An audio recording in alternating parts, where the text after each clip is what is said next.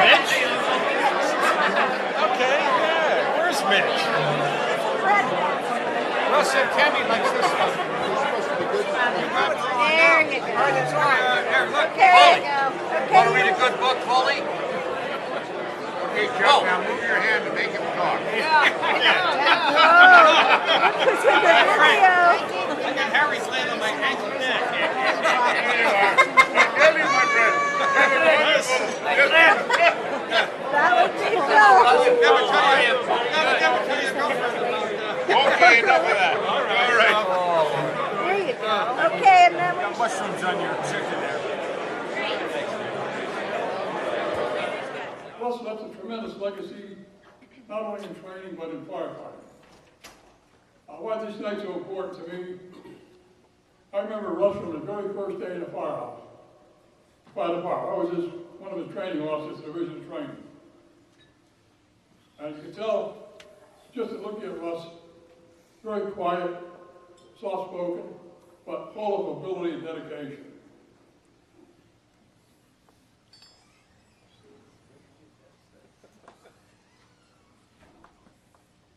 I was so fortunate to have been involved with over 1,200 firefighters in my time, over 1,200 in training.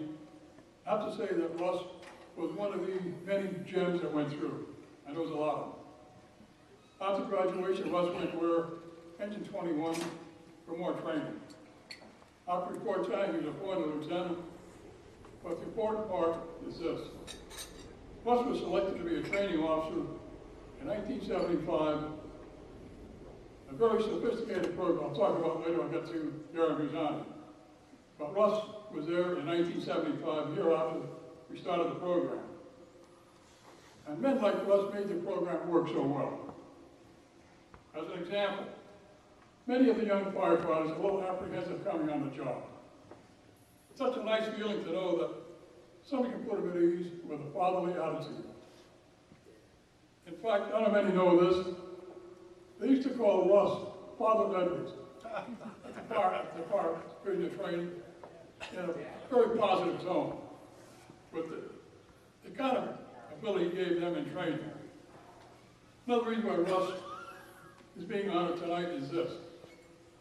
I don't know how many know in training, the very first week of any probationer was taken in for a counselor to explain what the job is all about. In training, trusting what's expected of you. If you have any problems, we'll help you with it. If you don't, if you do, we think you need problem, we'll tell you about it. So what did this mean? We brought in 3 lieutenants at 7 o'clock in the morning. 7 to 8. Just forget the word overtime, it was overtime. Any young probationer wanted help, they come in. Russ was one of those 3 that come in. And again, why it's so important, you don't order somebody in. You actually like to come in. You're more like a volunteer status. So Russ was one of those many that also got involved. I'm sure Gary will talk about that too, and I'll get to him later on. Every firefighter was sent to a particular officer for 4 months, more special training. And I know Russ probably got 20 or 30 of those this time before he made captain, even when he made captain. So with Russ, he always had that positive attitude, he was around. Russ was appointed captain. Guess where he went? Engines 21, 36, 7. And 1989 was assigned to Station 2. Sometime in 1989, guess what he sent Russ? The Treasure Island, but guess what? More training. He was a training officer over there. I've known Russ for almost 50 years. I have to say, still that same quiet, efficient person. First class to be around, always gave 110%. So Russ, the San Francisco Fire Department, your fellow firefighters, the city of San Francisco, and the Phoenix Society, take great pleasure in honoring you tonight with this award of appreciation. So simply so I can shake your hand. Retired Captain Russ.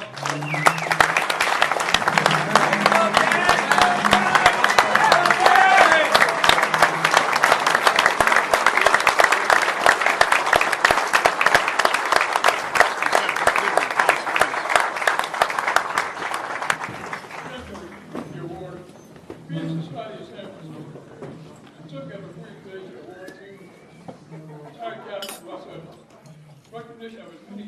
professional excellence and dedicated service of the San Francisco firefighters. Presented with gratitude and appreciation on this 9th day of November, year 2011.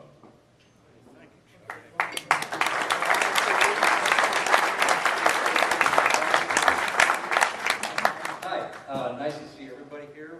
I would like to start off by thanking the Phoenix Society, Phil, and your great organization and all connected to it, especially my friend Tommy Janora and his little wife Pam, who was very active in the Phoenix Society. I want to congratulate all my fellow honorees here tonight. And I was going to say something about some of the fires I went to over the past years, but I can't remember them.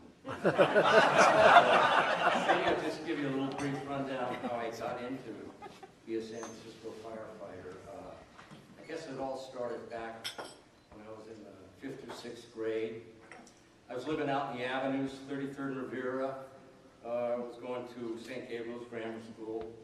And right across the street from me and over a couple of houses lived Mr. and Mrs. Casper. I'm not talking about our past chief of department, Andy Casper. I'm talking about his father, Harold Sr. So Mr. Casper lived right across the street, and very nice couple.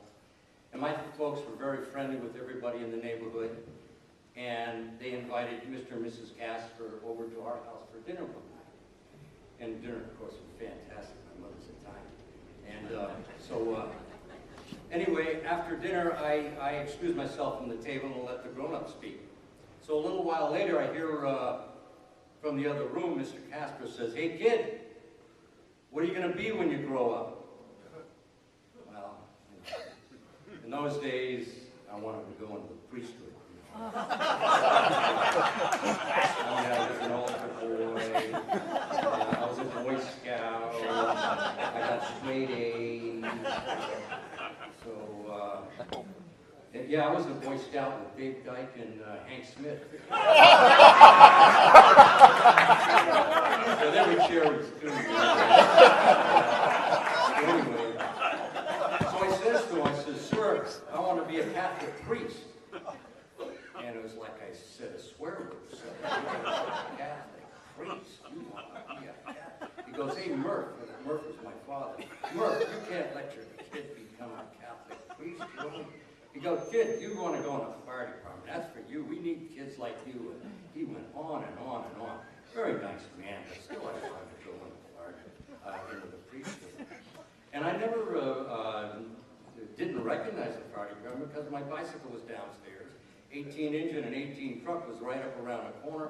As soon as I heard the sirens bang on my bike, and away I'd go, and I'd catch them sometimes, especially if they were going out to the beach. And you know, it was fantastic. I used to watch them go to work.